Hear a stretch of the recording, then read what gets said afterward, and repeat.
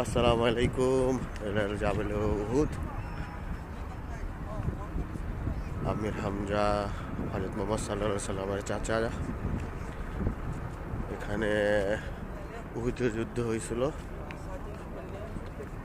আজ মনের ইচ্ছা জাগলো, তো এখানে ইফতার করতে আসলাম। আলহামদুলিল্লাহ, হাজিগণ অনেক, মাশাআল্লাহ। এটা হলো আমির হামজা মসজিদ।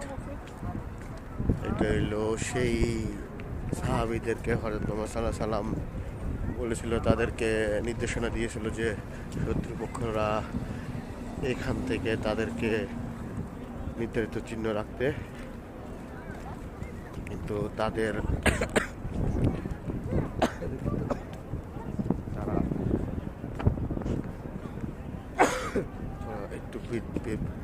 তারা একটু ব্যর্থতার কারণে এখানে 370 জন সাহাবী শহীদ হয়েছিলেন। এখানেই তাদের সমাধি হয়েছে। এই ঠিক আপনার এখানে এই সামনে তাদেরকে শহীদ করেছে সমাধিতে। ওই সামনে ওখানে কিন্তু পাহাড় কিন্তু দেখা যাচ্ছে না। ওইখানে নবীজি সাল্লাল্লাহু আলাইহি সাল্লাম বিশ্রাম নিতেন একটা গুহার মধ্যে।